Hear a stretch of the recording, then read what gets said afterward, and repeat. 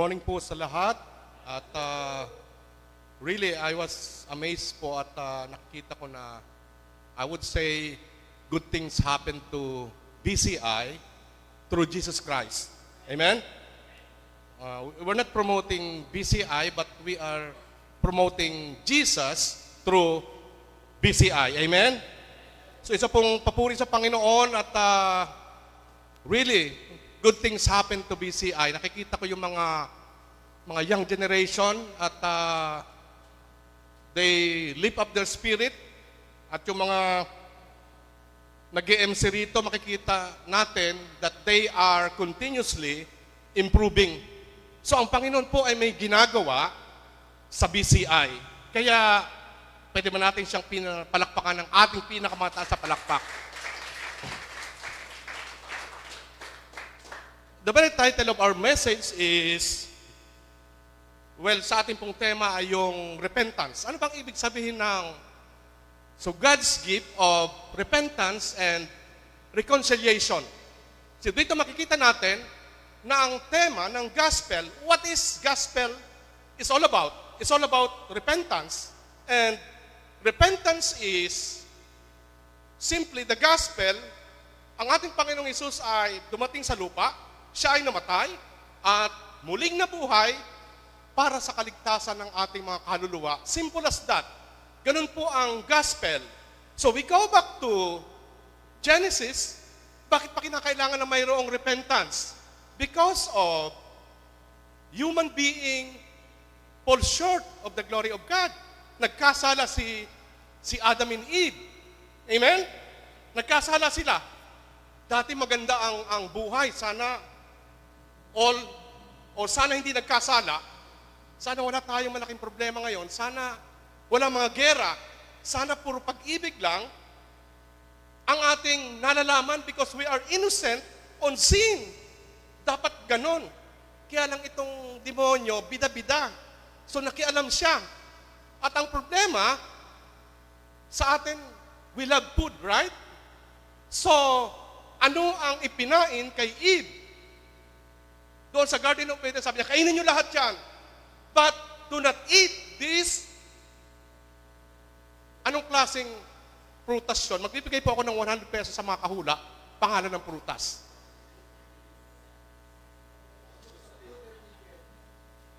Glue? Mangustin? Any 100 pesos sa mga kahula. Sino po? Binusan? Apple. Hindi po apple. Sorry, first time kong kumain na hapon. But definitely, hindi po apple ang sinasabi. Maraming mga na yung forbidden fruit na ay apple, but it's not apple. Tahimik po ang Bible when it comes to forbidden fruit. But the bad news is, ang tao ay nagkasala because of disobedience. Kinain na yung prutas na ipinagbawal. So doon nahiwala ang tao. Doon nagkasala ang tao. Let me finish this.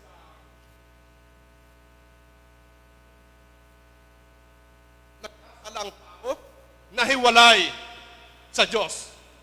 Actually, ang sabi ng Bible ay, si Adam matay.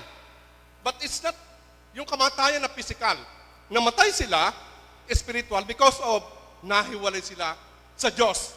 Kaya nga po ang tema natin is repentance, yung muling pagbabalik natin sa ating Diyos through reconciliation. And ang title natin is yung repentance, yung pagbabalik sa Panginoon, regalo po ito. It's a gift. Ang ibig sabihin niyan, wala kundi mananampalataya sa ating Panginoon. And I praise God. Really, good things happen to BCI. Gusto ko pong magbida-bida na yung amin pong ongoing Bible study ay sa testimony ni Kuya Ronald, sinasabi niya na may changes talaga. Not because of nag-Bible study kami, kundi si buhay. Ang sabi niya, alam mo, Brother Henry, tumawag yung boss ko at nagpa-meeting. Tapos, pagpunta ko ron, hindi pala meeting, kundi Kaya sabi niya, hindi ako mauli na po ako, talaga may gagawin ako. Pero po, praise the Lord. Kasi ang gagawin namin, magba-Bible study kami. So, nagbabago ng Jesus, hindi si Brad. Si Jesus ang nagbabago ng buhay. Sabi po natin yan. It's not PCI, but Jesus changed the life of a person through BCI. Amen? So with the Bible, hindi po tayo aalis sa Bible. We study the Bible. At makikita nga, ang tanong dyan is, what is the gospel? The gospel is simply, si Jesus ay namatay, siya ay muling nabuhay upang tubusin tayo. Yun po ang gospel na atin po tatalakayin. 3 points. At medyo mahaba po ito, mga 2:00 ng hapon tayo matatapos dito. Si Vice naman ay naghanda yata ng pagkain mamaya. Well, anyway, bear with me as we talk about repentance. Repentance is when we surrender our life to Jesus, we repent, and then we reconcile. Na dati, ang sabi ng talata, kaibigan na tayo ng Diyos. May mga talata na sinasabi na slave tayo ng Diyos. Meron namang mga talata na tayo ay anak na ng Diyos. Amen? So good thing, anak na tayo ng Diyos, o slave man yan, or kaibigan man yan, kesa doon sa opposite ng kaibigan is what? Rest. Kaaway tayo ng Diyos. Gusto nyo ba? Sabihin mo nga sa katabi mo, anong gusto mo? Kaaway ka ng Diyos. I-box out mo yan. Enemy ka ba ng Diyos? Of course, ayaw po natin na enemy tayo ng Diyos. Ang gusto ng Diyos, kaibigan tayo. Slave tayo, or anak tayo ng Diyos. So what is the gospel? As always, we must turn into scriptures to answer the question. Ito pong 2 Corinthians 5:18 to 21, actually hanggang 20 lang ito, hindi ko na hinabaan kasi masyadong haba yung ating title. You can read it back homes. Pangalawang Korinto 5:18 to 21, itong passage na ito set forth the central meaning of Christ's life and death. Yung muling pagkabuhay, ay yung pagkamatay at pagkabuhay ng ating Panginoon, dito po nakasentro sa talatang ito. Kaya if we are going to summarize, ito po yan yung ating pag-uusapan. I'd like to bring 3 points lang. Hindi po 2:00 tayo magtatapos. 10:30. Pagdating ng 10:30 na nagsasalita pa si Brother Henry, sabihin nyo, stop Brother Henry. Kasi kakain na tayo mamaya. Well anyway, spiritual food po ito at mahalaga po ito na tayo ay kumain spiritually. Sa ating mga Pilipino, traditionally, ilang beses tayo kumakain? Press. Ay yung snack. Di ba? In between. Sabi ni Kuya Ronald, 5. Ang tanong, sa ating espiritu, ilang beses tayo kumakain? Aminin. Ilang beses tayo kumakain? Ate Susan.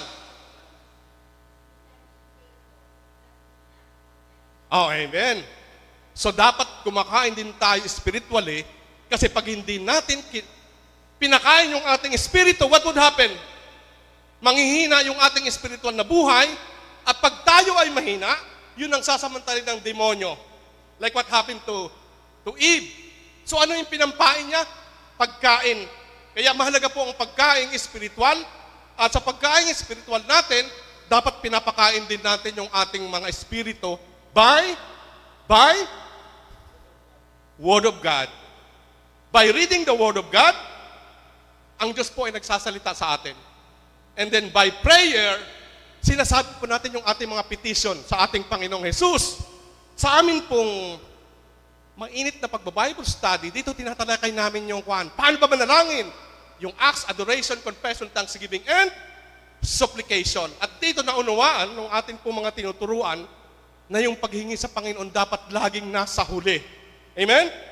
Hindi ka hingi sa tatay mo na bigyan mo ako, hindi po ganun. Kundi magpapasalamat tayo, magsisisi tayo sa ating mga kasalanan because of hindi tayo pagpapalain ng Panginoon kapag tayo ay tigmak ng kasalanan. 1 John 1:9, if we confess our sin, ang Diyos po ay magpapatawad sa atin. Amen? So dito makikita natin, notice carefully, that Christ's main role in coming to earth was to reconcile. Ang main purpose po ng ating Panginoong Hesus is yung sanlibutan, yung kasalanan ng sanlibutan is to reconcile. O muling pagbabalik sa Diyos. Kasi nga, nahiwalay because of that apple. No, actually it's not apple. Whatever it is, hindi po ito apple. Because of the forbidden fruit, tayo ay nahiwalay sa Diyos. Kaya nga po, ang layo ng Panginoong Hesus is to reconcile. Say a word, reconcile. Louder. And reconciliation. Amen? So dito makikita na, because God has committed to us the ministry in the message of repentance and reconciliation. Along the message, ulit-ulit ko pong sasabihin, repentance and reconciliation, upang ito ay atin pong matandaan. Repentance and reconciliation, repentance and reconciliation. Paulit-ulit po natin, sabihin ito, pag uwi natin sa bahay, may tatandaan tayo. Ay, title po ng message, repentance and reconciliation. Ito yung pagbabalik sa ating Panginoon. I'd like to welcome Brother Jeff. Hey, what's up? Ayan po, yung si Brother Jeff po ay matagal na nating kaibigan yan. Pangilan na yan, bro? Ayan, kumakaway siya. Well, praise the Lord at really good things happen to BCI. So dito makikita natin, ang pag-uusapan mo natin is about repentance and reconciliation. At ako po ay old school. Kaya itong yellow page pa rin ginagamit ko apart from itong ating tablet. Kasi dito ako nasanay, pasensya na po kayo. But I try to explain it further na mas malinaw pa sa tubig. Amen? Ang sabi nga, yung malinaw daw is tubig. Yung maliwanag is yung electric. Ay, magaling si Brother Ronald. Electrician ka nga talaga. Siyempre, hindi pwedeng maliwanag ang tubig. Kailangan ilaw. So dito, that is why the gospel of repentance and reconciliation was always at the heart of Apostle Paul. Nasa puso ni Apostle Paul yung repentance and reconciliation. Yung senaryo na ito pong si Apostle Paul was appointed by God doon sa Damascus, naglalakad siya, tinamaan siya ng liwanag, nabulag siya, and then doon siya nakakilala sa Panginoon, and on that time, wala pong binabanggit itong si Apostle Paul, kundi yung message of repentance and reconciliation. Ang sabi po ng unang Korinto, 1:17, basahin po natin, sabayan niyo ako sa mahinang pagbasa. Ang sabi ng 1 Corinthians 1:17, mali po ito, mali yung, yes, 1 Corinthians 1:17, sapagkat isinugo ako ni Kristo. So itong si Apostle Paul was appointed by God, by Jesus, at dito sinasabi niya, sinugo ako ni Kristo. At mind you, lahat po tayo rito ay sinugo ni Kristo. Hindi po tayo tumanggap sa Panginoon pagkatapos ay wala tayong function. Definitely, susuguin tayo ng ating Panginoong Hesus. Sasabihin natin yung gospel doon sa mga tao who are lost na kagaya natin dati. It is our duty, mga minamahal. Brother, hindi pa ako magaling. Wala pa akong alam sa paano mag-share. Mga minamahal kong kapatid kay Kristo, paano ka binago ng Panginoon? Definitely, if you go on repentance and reconciliation, binabago ka ng Panginoon. Like what happened to Kuya Ronald. Tumatanggi na siya sa inom. Kaya lang, Brad, baka naman, kaya ka tumatanggi, depende sa pulutan. Baka hindi mo lang gusto yung pulutan. Pero sabi niya, hindi na talaga, brother, hindi talaga ako nainom. Kasi may nakatambak na mga labahin. At sabi nga niya, hiwalay kong hiwalay. Sa kanya yung mga maong, kay Atining yung mga dikolor. Ganun po ang kanilang usap. Well, anyway, icebreaker po yun. Ang sabi rito, sapagkat sinugo ako ni Kristo, hindi upang magbautismo. Sino po yung nagbabautismo? Si John the Baptist. Pero ang sabi ni Apostle Paul, sapagkat sinugo ako ni Kristo, hindi upang magbautismo, kundi upang mangaral ng magandang balita, which is like we are doing now and what we are doing in the Bible studies. Alam niyo po mga minamahal, the most effective gospel ay yung building relationship and then home Bible study. Wala na pong pwedeng tumalo pa sa home Bible study kasi sa mga home Bible study, pwede kang magtanong. Unlike ganitong sermon, hindi po ina-allowed ang pagtatanong dito. Kasi it's a sermon on Sunday na kung saan yung speaker lang ang pwedeng magsalita and then what you're going to do is to understand what we are delivering from the gospel of God. So ipinangaral ko nga ito, ngunit hindi sa pamamagitan ng mahusay na pagtatalumpati at karunungan ng tao. Nang sa gayon ay hindi mawalan ng kabuluhan ang pagkamatay ni Kristo sa cross. Dito po sa ating minamahal na BCI, ang dami mga magagaling na pastor dito. Yung eloquent in tongue, ang daming mahusay na pastor dito. Kaya lang nakakalungkot, yung mga mahusay na ito, nasa na sila ngayon? Sila kasi ang mga pinupuntirya ng dyablo. Sila yung mga nahuhulog sa kasalanan ng pangangalunya. Kaya sa ating buhay, maganda po, o dapat napilapalalim natin yung relasyon natin sa Panginoon, at dapat we go deeper in the gospel of God upang hindi tayo balasahin ng dyablo kapag tayo ay nanghihina. Like what happened to King David, nung time ng season ng pakikidigma, anong ginawa niya? He stand down and said, bahala sila muna doon. And then temptation came at doon nagkagulo-gulo ang buhay ni King David. Yes, nagrepent siya, pero yung consequence nung kasalanan, hindi po siya nakaligtas. And it shortened his life into 70 years old. Kaya nakakalungkot because of stress, because of sin, nagkagulo-gulo ang buhay niya. Nagkasala, pinapatay yung general na asawa ni Bathsheba, and then silent for many years, and then bigla siyang tinupong ni Prophet Nathan, you are the man, ikaw yung nagkasala. And then David repented, pero may consequence. Nagkagulo-gulo yung kanyang pamilya, nagpatayan yung kanyang family because of the sin that he was committed. So mga minamahal kong kapatid kay Kristo, when you are born again, when you become believer, and then you commit sin, pagbabayaran mo ito sa Panginoon. Tandaan po natin, nung hindi pa tayo mananampalataya, all sin has been washed by the blood of Jesus. Wala na. Ang sabi ng Panginoon, wala na, kinalimutan ko na yan. Hinugasan na kita ng dugo ni Kristo, pero ngayong believer ka na, watch out. Because of, alam mo na kasing kasalanan yan, bakit pa ulit-ulit pang ginagawa?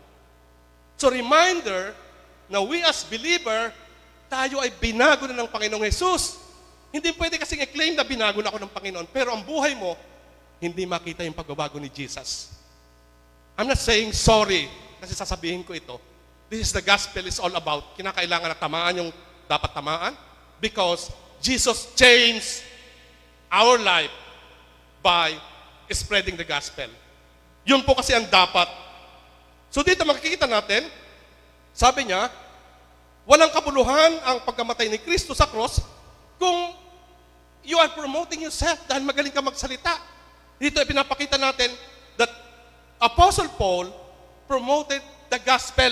The gospel is all about yung pagkamatay ni Kristo sa cross upang tubusin tayo sa ating mga kasalanan. Actually, doon lang umiikot ang gospel, paulit-ulit lang, na dapat we as believer, maunawaan natin ito.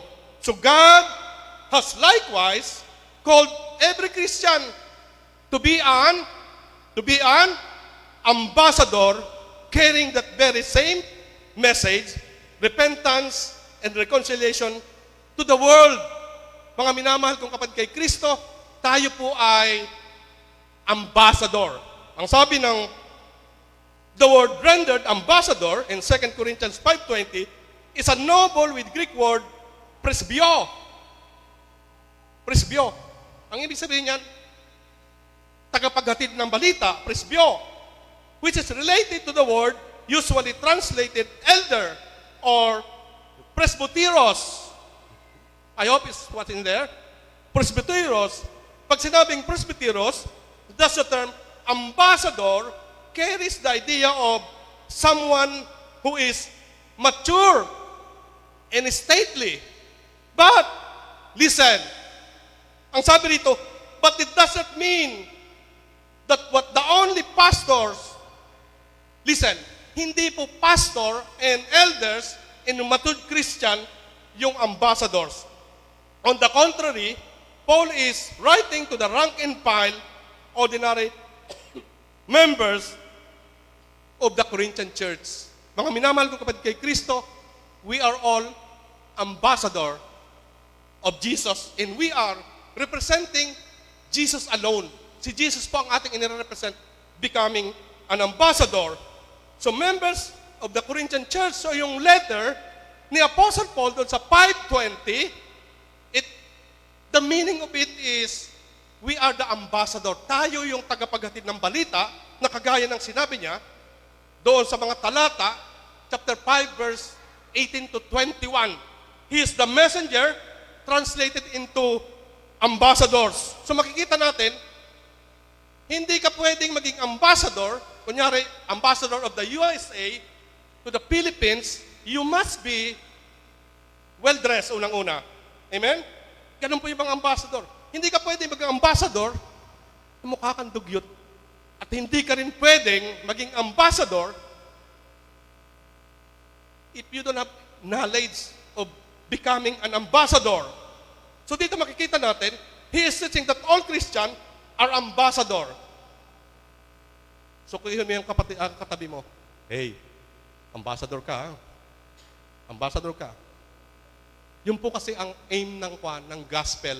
We are all ambassadors. So dito makikita natin, we are ambassador to what? To our classmate. Hey, student, ambassador ka. Ano bang tawag sa babaeng ambassadress? I don't know. But definitely, you are ambassador. Tagapamalita ka. Sabi ko nga, brother, ang kulit mo naman, hindi pa nga ako marunong. Napakadali lang yan, kapatid. Alam mo, may good news ako sa'yo. Kunya, halimbawa, hey boy, or whatever you call them, boy, may good news ako sa'yo. Alam mo, I'm reading the Bible, it's a good start. Siyempre, talaga? Boring ka naman. So, anong nalaman mo sa Bible? Ang nalaman ko sa Bible, kinakailangan pa na nating mag-repent, kinakailangan nating magsisa kasalanan, at kinakailangan nating ipanganak na muli. Okay? So, what do you mean by born again? And then, tell the story. Tinanggap ko si Jesus at nasa akin na siya ngayon. Siya yung nagbabago ng buhay ko. At definitely, dapat may pagbabago sa buhay kasi pag nagbida-bida ka, tapos sasabihin mo, di naman nabago ang buhay niyan. Chismosa pa rin yan. Para coding nga yan sa sa mga exam. Dapat nakikita yung pagbabago sa ating buhay. Even the adults, dapat may changes like what Kuya Ronald testifying that may changes sa buhay. Sino nagbabago? Walang iba kundi ang ating Panginoong Jesus. So dapat may pagbabago. Let me tell you a story of a 7-year-old boy na ikwento ko na ito like many days ago. Itong batang ito, 7 years old. But he could speak English because of what? Of the YouTube or nakakapag-English siya. I was amazed. Sa 7 years old, magaling sa mathematics. Talo pa ako. Pag tinupa mo siya na 5 times 10, nasasagot niya kaagad. Ang galing ng batang ito. And then, sa school, binuli siya. Paano nabuli? Hindi siya sinasaktan. Alam mo yung mga kabataan yung araw-araw doon sa ginaganon. So pagkatapos ng maraming buwan, napundi na siya, sinaksak ng gunting. Kaya na-expel siya sa klase, and then nandun siya sa bahay, kasambahay namin. Tinuturuan siya ng magulang niya, and here's the story. Kasi pinag-aaral siya, gusto ko siyang sugutan. Sabi ko, hey, you are a kid. Let's play. Kids should play all the time. Listen to what he answered. Tumingin sa nanay niya, and then he answered to me straightly with the eyes, focusing on me. Ang sabi ng bata, I want to study Because I don't want to be damp forever. What? What do you mean by damp? Like stupid? Like idiot? So makikita mo ang galing ng bata. I don't want to be damp forever. Ang sabi ng bata lang yan, 7 years old. But he could explain, na ipapaliwanag niya. So what is the application, mga minamahal? Ito masakit po itong sabihin, ano? Listen carefully. Sa ating buhay Kristiyano, sabihin na nating bago lang sa pananampalataya, baby Christian, but you must study the Word of God. Bakit? Kasi kinakailangan na makita si Kristo sa buhay natin, that the gospel should change our life, yung buhay natin. Si Jesus ang nagbabago sa buhay natin. Talang sabi ng 2 Peter 2:2, sa mga baguhan, like yung ating Bible study baguhan, baby in Christ. So ang kanilang kayang i-absorb ay yung mga gatas pa lang. Amen? But, listen, if you are a believer, 2 years, 5 years, at hindi ka pa rin malago, you're just the same as what the kids say, you are dumb. And we are not dumb. Hindi po tayo stupid because God gave us wisdom. Ang sabi po ng Hebreo, wala po ito dyan sa kung ano. Ang sabi ng aklat ng Hebreo, chapter 5, verse 12, English version, in fact, though by this time you ought to be teacher, ang ibig sabihin, 5 years ka na, dapat nagtuturo ka na ng Bible. Dapat nakikita na sa buhay mo si Kristo. But still, ang sabi rito, you need someone to teach you. Sabihin, matagal ka ng Kristiyano, pero gusto mo may nagtuturo pa rin sa'yo, you are just like dumb, stupid, and idiot. Ganun po ang isang Kristiyano na matagal ng Kristiyano, pero hindi pa makita sa buhay niya at hindi pa siya makapagturo. Why? Because of yung testimony niya, lagapak. So si Jesus po nagbabago ng buhay. Kaya nga po ang ating title, Repentance and Reconciliation, dapat nakita sa buhay natin. Grabe ka naman, Brother Henry. But some people, talagang hirap sila mag-share ng gospel, pero makikita mo sa buhay nila, because of their good testimony, the member of the family has been, born again, nakakilala sa Panginoon. It's a good thing. Good thing po yun. Kaya nga nakikita na, ang dami na natin. Because of the family, the testimony, and then the Bible study, pag pinagsama-sama po natin, makikita mo yung outcome. Being an ambassador, so makikita natin yung teamwork. Like for example, si Ate Tin, pinagtsagan nito mga kabataang ito. Like, makukulit pa ito, sabi nga ni Jet. Diba, Jet? Hindi mo alam, Kuya JP na, ang kulit-kulit ko nung araw. It's true. Look at him now. He's a good guy. He's serving God through Resonate because God changed him. And then what happened? Kuya JP and Kuya Basti, doing their ministry to become ambassador to them, at makikita mo, life-changing, nagbago ang kanilang buhay, at isinuko kasi nila yung kanilang buhay sa Panginoong Jesus. But we as men of God, mga kalalakihan, it is our duty to reach out their parents. Like what we did, si Kuya Ronald, si Kuya Anthony, and many more. Because if we don't reach their parents, mahirapan yung mga bata. At sasabihin pa nila, totoo bang sa Diyos siya na ginagawa mo? Because they ignorant on the gospel. Kaya mga minamahal, let's become ambassador to the people in Camarines Norte. Huwag na tayong lumayo, huwag na magnaga. Dito lang po sa Dait, ang dami ng mga kaluluwa that we are ambassador, ay kinakailangan natin silang ma-reach out. Dito, tapusin ko po, sabi niya, God's Word all over again. You need milk, not solid food. Kung baga 5 years ka na or more, gatas pa rin ang iniinom mo.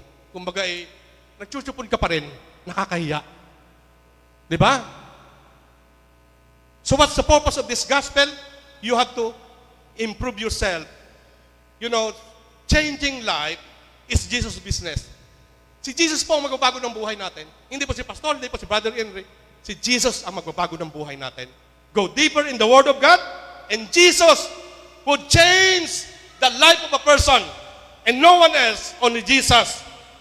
So dito, God has likewise called every Christian. He is teaching that all Christians are ambassador, classmate, katrabaho, kapitbahay, kaaway. Kinakailangan po maging ambassador tayo. So dito, Paul says, the believer comes with authority from his king. At yung mga ambassador, saan ang authority nila? Sa president, sa prime minister. But we as believer, ang authority natin ay nanggagaling naman kay? Sa king, King of Kings, Lord of Lords, kay Jesus. Dito makikita natin yung ating authority. Paul says the believer comes with authority from his king, representing the kingdom. Jesus comes with a word of repentance and reconciliation. Yun po ang message ni Apostle Paul. If we shorten it, it is reconciliation and repentance. So from the court of heaven, to plead with people to be reconciled and repent to God. Yun lang po ang mensahe na patandaan natin. Repentance and reconciliation, it is the message of Jesus. Yun lang po. And then saan natin sasabihin ito? Our families, our neighbors, our classmates, yung katrabaho natin, that we are ambassadors of God. So the first point is, sa unang puntos, sinners are reconciled by a decree of justification. So sino ang nag-justified? None other than Jesus. We are justified. Wala tayong karapatan, tayo makasalanan, but Jesus justified us. That's the first point. We are justified. So paano tayo na-justify? Repentance and reconciliation involves a legal decree of forgiveness for sin. Kinakailangan na dumako tayo doon sa pagpapatawad ng kasalanan. We are justified by asking, Panginoon, inaamin ko na ako'y makasalanan at ako'y napalayo sa iyo. So forgiveness, hingi tayo ng tawad sa Panginoon. If you don't do that, kung may mga visitors man tayo, you have to ask forgiveness. Panginoon, inaamin ko that I am a sinner, ako'y mahina, and I want you to forgive me for all that sin that I committed. I surrender my life to you, aming Panginoon. Huwag kang magbida-bida.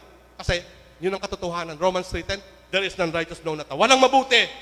Maski pa yung pari, maski pa yung obispo, at may mga pastor din na nahuhulog sa kasalanan. Kaya wala nga pong sasabihin natin na hindi nagkasala. Other than Jesus Christ. Si Jesus lang po ang namuhay dito sa lupa na hindi nagkasala. Ang sabi ng Pilipos 3:9, at lubusang makasama niya, ang aking pagiging matuwid ay hindi sa pamagitan ng pagsunod sa kautusan.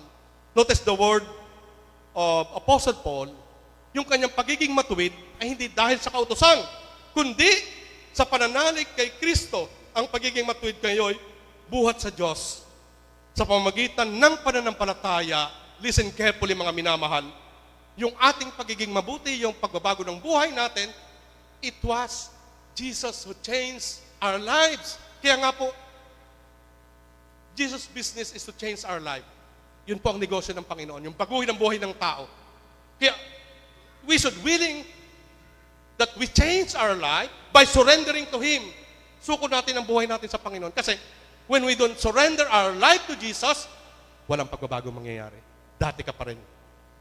Walang pagbabago mangyayari, mga minamahal, if we don't surrender our life to Jesus. Kaya dapat, para tayo magkaroon ng justification and reconciliation, we should go on forgiveness of sin. Ang sabi ng 2 Corinthians 5:19, ang ibig sabihin sa pamamagitan ni Kristo, ang mga tao'y ibinilang ng Diyos na kaibigan. Kagaya ng sinasabi ko kanina, dati po kaaway tayo ng Diyos. And since nakaaway tayo ng Diyos, hindi tayo kaibigan. At pag hindi tayo kaibigan ng Diyos, may kapupuntahan tayo when we die. may kapupuntahan tayo. Kasi kaaway tayo ng Diyos. Kasi nga, hindi ka dumako doon sa repentance, walang reconciliation, kaya kaaway ka ng Diyos. Ang ibig sabihin pa, masama ang Diyos? Hindi po masama ang Diyos. May justice lang siya. Hindi kanya kasi pwedeng ituring na kaibigan kung hindi ka nagsuko ng buhay sa Kanya, kung namumuhay ka pa rin sa kasalanan. Yes, di ba kind si Jesus? Yes, He is kind, but He also had justice. So kinakailangan na magsuko tayo sa buhay natin sa Panginoon para tayo maging kaibigan ni Jesus. At nilimot na niya ang kanilang kasalanan at kami na may inatasan niyang ipamalita ito. Tandaan po natin mga minamahal, when we surrender our life to Jesus, naging kaibigan na tayo. Pero dito in the letter of Apostle Paul sa Corinto, dapat ipinamamalita natin. Dapat nag-chismis tayo, pero hindi yung kapitbahay ang sinisisi natin. Yung gospel. Kasi ambassador tayo. Sinasabi natin yung pagbabagong ginawa ng Panginoon in everyday's life. Who is Jesus changed our life. Hindi po yung ating mga sarili. So ang tanging paraan sa mga sinners para manumbalik sa Diyos, yung kanilang kasalanan na siyang dahilan para mahiwalay ay dapat magsisi at manumbalik sa Diyos. We are justified by coming to Jesus and asking, Lord, I surrender my life. Please forgive me. I'm a sinner, Lord. At tinatanggap kita. Ikaw ang maghari sa buhay ko. Mula ngayon, you are now the kings of kings in my life. So ganun ang dapat na gagawin natin para tayo magkaroon ng justification, which is the first point of our message this morning. Merong justification by surrendering our life to Jesus. So we are atoned by the blood of Jesus. Anong ibig sabihin ng atone? Ang ibig sabihin ng atone ay yung tinubos tayo ng dugo ni Jesus. We are atoned, pagtutubos. Without atonement, wala pong pagtutubos na mangyayari. At ang buhay natin ay miserable without the atonement of Jesus because of His blood. He imputes to them the perfect righteousness of Jesus. So when we surrender our life to Jesus, hindi na niya maalala yung kasalanan natin in the past. Amen? Amen? Praise the Lord. Palakpakan natin ang Panginoon. Hindi na maalala yung kasalanan natin when God justified ourselves by giving up and surrendering and asking for forgiveness sa buhay natin. Ang sabi ng Romans 2:21, ngunit ngayon nahayag na kung paano pinawalang sala ng Diyos ang tao. So makikita natin yung ultimate goal ng ating Panginoong Yesus, repentance and justification, sabi ng Romans 2:21, which is apostles say in the letter of Rome, ngunit ngayon nahayag na kung paano pinawalang sala ng Diyos ang tao. Hindi ito sa pamagitan ng kautusan. Amen? Ang kautusan at ang mga propeta mismo ang nagpapatotoo tungkol dito. So nahayag na kung paano pinawalang sala ng Diyos ang tao by crucifying of Jesus. Doon natapos, doon na-atone, doon binayaran ng Panginoong Hesus yung ating kasalanan na dapat kung hindi tayo makikipag-reconcile, kung walang repentance, mapapahamak po tayo mga kaibigan, mga minamahal ko kapatid kay Kristo, mapapahamak po tayo and we don't have any option but surrendering our life to Jesus. And that's religion. Yung relationship kay Jesus, yun yung ating religion. Ang born again is not a religion. It is a relationship by Jesus. See dito, the very instant the sinner savingly trust in the atoning death of Jesus, that person is immediately forgiven. So the moment na sumuko tayo sa Panginoong Yesus, that moment, tayo ay pinatawad na ng ating Panginoong Yesus. And then, nung tinanggap natin si Jesus, our destination ay hindi na doon sa mainit. Ang opposite nito, we are in heaven. Like the story of the rich man and the Lazarus, nung sila nabubuhay pa dito sa lupa, what happened? Yung mayaman, yung nahuhulog ng papagkain, yung pagkain ni Lazarus, at ang dami niyang sakit. Pero nung pareha silang namatay, si Lazarus may pananampalataya, si Lazarus ay nasa Abraham's bosom, at yung mayaman, pakitas nga yung mayaman dito. Wala pong mayaman dito. Yung mayaman, doon sa mainit na bahagi na hindi na siya pwedeng umalis doon. Tandaan po natin, sabi ng Hebrews 9:27, once we die, judgment na. At wala na itong balikan, mga minamahal. It's a reminder, hindi po pananakot, once we die, i-judge na po tayo. Kaya, yung sermon na ito, it's a reminder, yung repentance and reconciliation, mahalaga po ito na matandaan natin. Maaring umaten na din ka rito, pero na-enlighten ka lang, pero wala pa talagang repentance na nangyayari sa buhay mo. Hey, listen up. You have to decide now. You have to decide. Sabi ng Korinto, now is the time of salvation. So forgiven of all sin, and is counted a fully righteous before God. Of course, experientially, we still commit sin. Yes, mga minamahal, nagkakasala pa rin. Yes, nagkakasala pa rin tayo. Because we are in the flesh. Alam niyo pa tatlong higante na kaaway natin? Number one is yourself. Kaaway natin yan. Kasi yung gusto ng laman, opposite na sa gusto ng Holy Spirit na nasa sa atin when the Holy Spirit indwells us. Ang gusto ng Holy Spirit is kabanalan. Ang gusto ng ating human flesh ay crispy pata. Diba? Mga pagkain na nakakasira ng katawang lupa. Ano pa? Ano pa yung gusto ng katawang lupa? Gusto ng mga bagay na masama. Yun ang katawang lupa natin. Kaaway natin yan. Tatlong higante. Pangalawa is the devil. Kaaway natin yan. Sisirain ka niya at aalukin ka niya ng mga mansanas sa buhay mo. Sabi niya, ito, maganda ito, kainin mo ito. And then, yung environment ng mundong ito, ang mundo po ay pasama ng pasama, at makikita natin yung prophecy ay nangyayari yung gera sa Israel and Iran. It's happening. Kaya ang pagbabalik po ng Panginoon ay malapit na. Not to scare you, but to remind you na ang Panginoong Hesus ay babalik as a judge. Hindi na po by grace. And we praise God, we are in a grace period. Napakaganda ng transition ng ating kapanahunan ngayon na tayo ay naligtas sa biyaya. Pero pagdating ng Panginoon, we are to be judged. And we praise God. If you are a believer, if you are born again, ang sabi ng talata, in second coming, pagdating ng Panginoon, tayo ay angat doon sa ere, sa kalangitan. And our body would change into a glorified state. Amen? Wala nang sakit. Wala nang mga maintenance. Wala nang to the echo. Wala nang mga diabetes. Wala nang karamdaman because we are in a perfect body, in a glorified state. So the first point is justification. The second point is sinners are reconciled through the obedience of faith. Dito po tayo ay magdidesisyon. Dito po ay gagawa tayo ng desisyon na dapat we should obey sa pamagitan ng pananampalataya. Sa amin po mga aral, what is faith? Ang faith po is sa paniniwala doon sa mga bagay na hindi natin nakikita. Like for instance, yung salvation, hindi po natin nakikita kasi ang salvation, mangyayari ito kapag tayo ay namatay na or pagdating ng ating Panginoong Hesus, we are justified. So dapat po mananampalataya tayo by faith. So who are justified? One, they are the one who believe. Doon sa mga naniwala, like for example, lagi kong ini-example yung magnanakaw, yung isa, kinondem ang ating Panginoon Hesus, yung isa na nampalataya sa Panginoon, ang sabi niya, Panginoon, alalahanin mo ako sa iyong paraiso.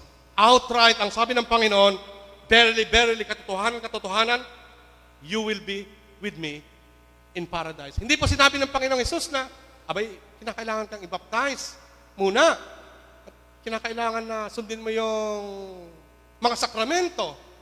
At kinakailangan mo mag-undergo ng E12. Kinakailangan na tapusin mo yung pre-encounter, post-encounter. Wala na pong ganun.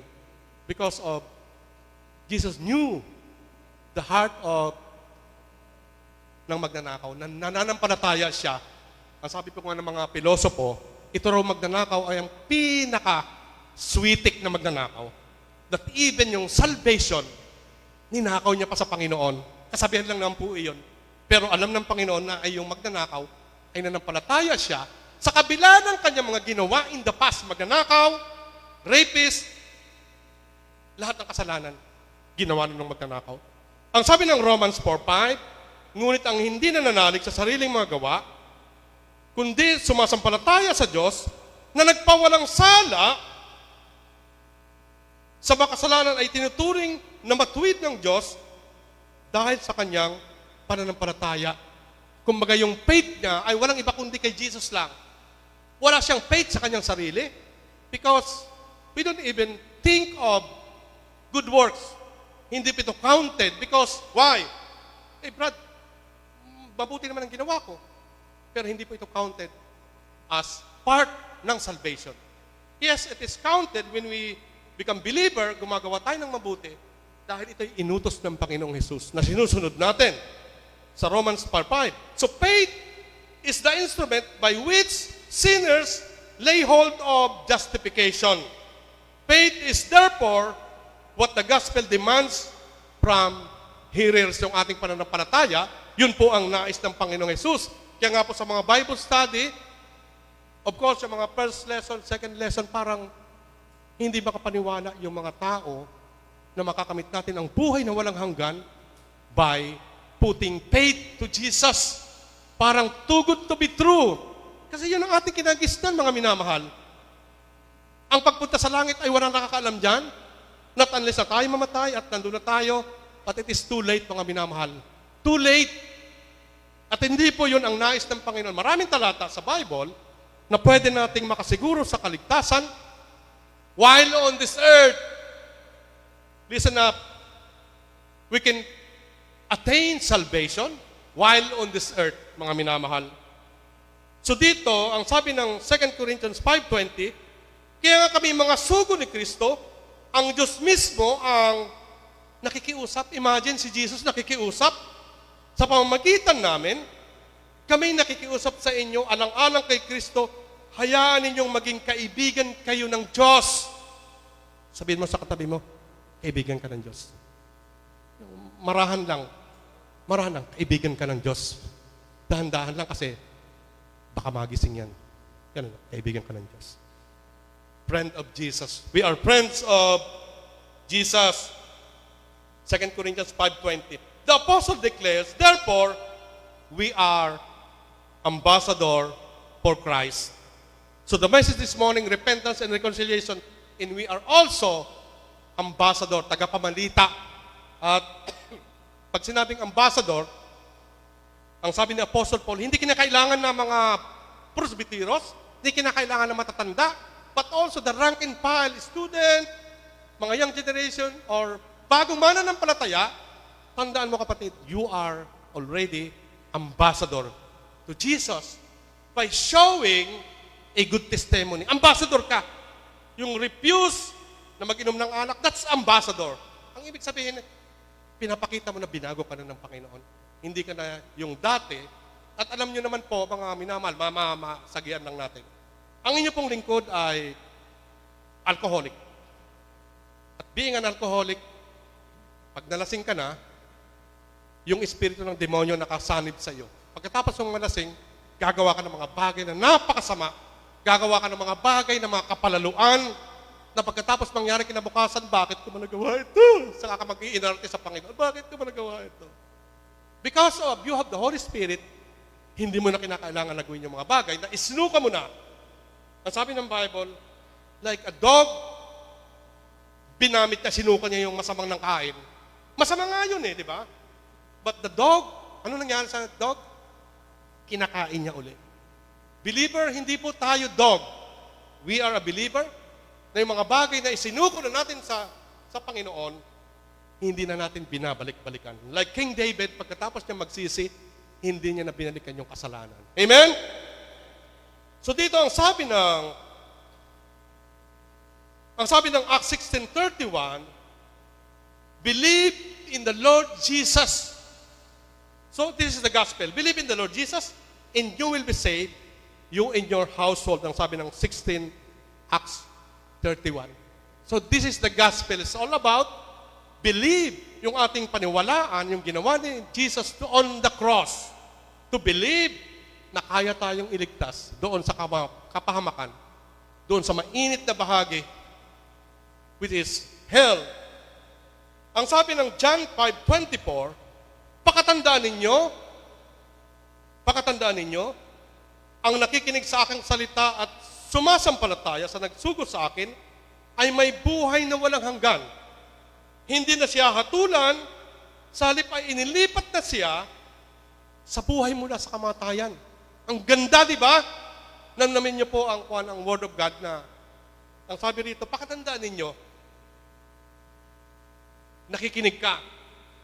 May mga tao kasi nakikinig lang, but they are not interested at all.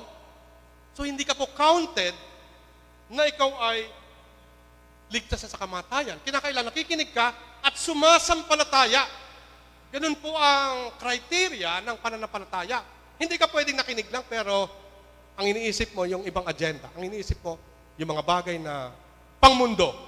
At marami po dito sa sanlibutan, yung kanilang buhay has been riveted to this world. Sila ay nakapako sa kayamanan nila rito. What is these people is think about?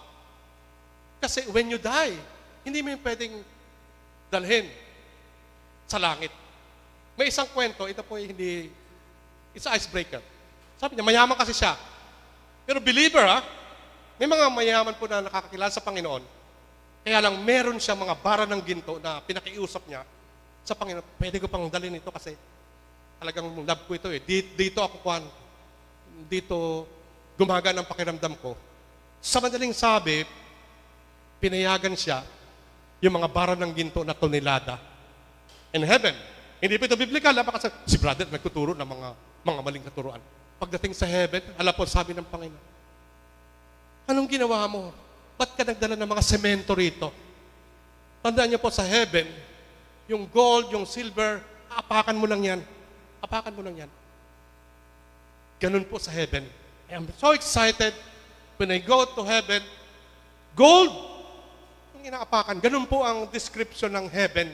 Kaya, huwag kang magdadala ng mga bagay na pagdating doon, walang saysay. So anong saysay? Yung iyong sarili na pagharap mo sa Panginoon, sasabihin ng Panginoon, welcome, my faithful servant. In the opposite, pag namatay ka at wala kang ginawa sa Panginoon, ano nga rin man ang, doon ka, ligtas nga, pero observer ka lang, doon ka lang sa gilid. Kaya nga po, dito makikita natin, ambassador po tayo mga minamahal. Ipamalitan natin si Kristo, ichismis natin si Kristo, yung pagbabagong ginawa ng Panginoon in our life. John 5:24. Sa third point, which is the last, sabi dito, sinners are reconciled because of the work of substitution. Tandaan lang natin yung substitution. Yung second point is justification. Ngayon ay substitution. Sino po ang nag-substitute? Ang sabi ng 2 Corinthians 5:18, ang Diyos ang gumawa. So ang Diyos ang nag-substitute sa kasalanan natin. Nang lahat ng ito, sa pamagitan ni Kristo, ibinilang niya tayong mga kaibigan at hindi nakaaway. Maliwanag po, ano? Are we sure na tayo po ay kaibigan ng Diyos this morning? Yung mga kaibigan, please raise your hand. Yung mga kaaway, tumahimik lang kayo. So hopefully, kaibigan tayo ng Panginoon. Amen? Wala pong kaaway si Jesus dito, ano? Kasi pag kaaway ka, ang gagawin ni Pres. So, kaibigan tayo lahat ng ating Panginoon dito. At pinili niya kami upang ang iba pang mga tao ay maging kaibigan rin niya. Sinong pinili? We are all chosen by God. Upang yung mga ibang tao na kaaway ng Panginoon ay mabalik upang maging kaibigan niya. We are ambassador, mga minamahal. We are ambassador. Tandaan po natin yan. So the real heart of 2 Corinthians 5:18-21 is the glorious truth of how our reconciliation was bought and paid. For this passage show us clearly, as any passage in Scriptures, that Christ atoned, tinubos for sins by becoming a substitute for sinner. Tinubos tayo, alam nyo, huwag kayo magagalit doon sa cross, dapat kayo at ako ang ipapako doon. Pero, ang ginawa ng Panginoon, His substitute It is the third point of our sermon. Siya yung nag-represent. Mahal ko ang mga tao. Ayoko yung mag-suffer. So he substitutes himself by crucifying that he carry all the sin on the cross. Naintindihan po natin? Dapat tayo, because of love of Jesus, he substitutes himself. Siya po yung nag-atone, siya yung tumubos, na dapat tayo. So I hope we understand.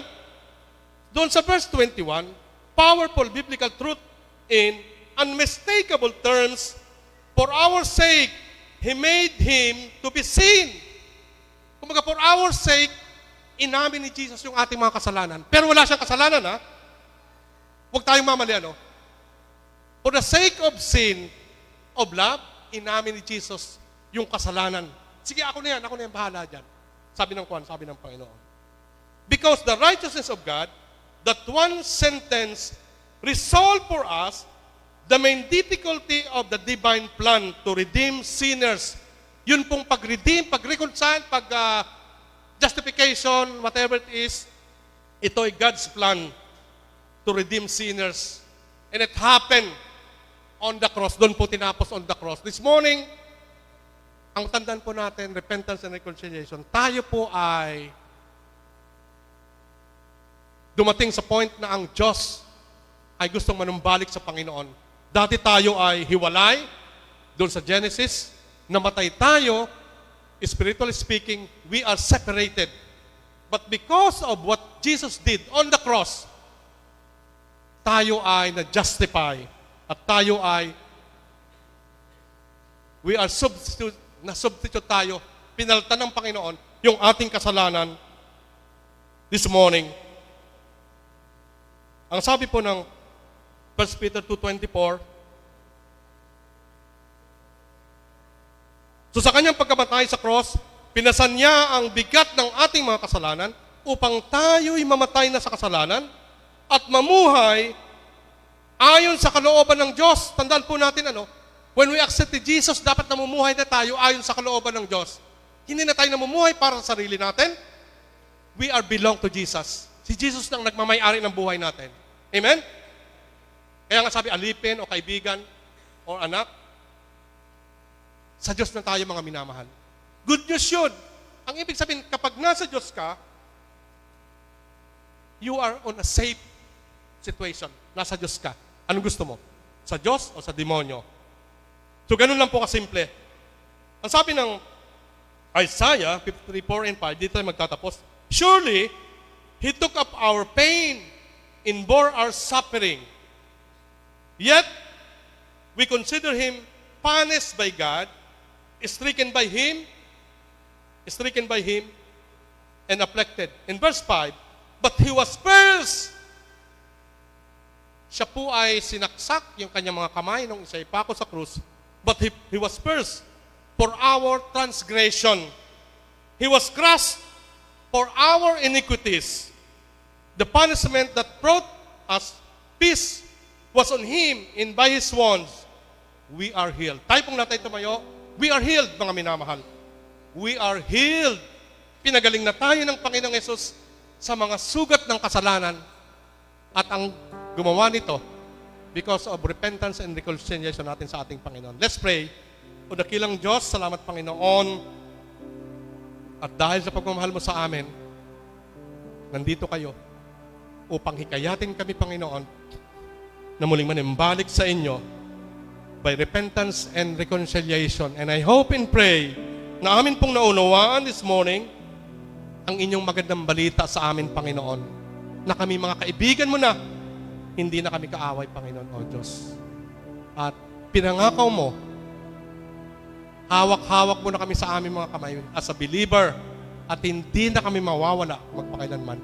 Kaya dumadalangin kami aming Panginoon, encourage us to become ambassadors doon sa mga tao na wala pa sa inyo, doon sa mga tao who are lost. At sa umagang ito, aming Panginoon, kayo ang aming pinapupurihan, kayo ang aming sinasamba, kayo ang aming itinataas, sapagkat ito pong aming dinadalangin sa pangalan ni Kristo Jesus na aming Diyos tagapagligtas. Everybody say Amen. Palapakan natin ang ating Panginoon Diyos.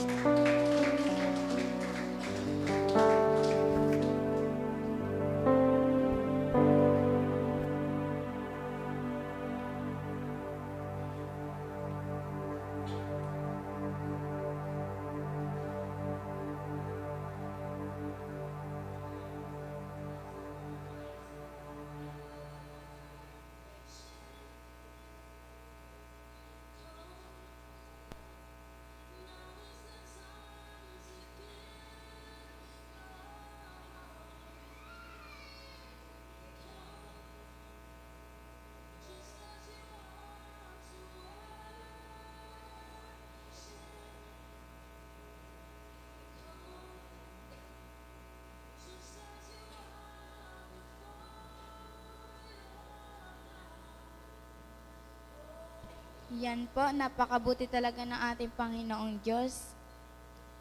Tayo magbukas ng Biblia.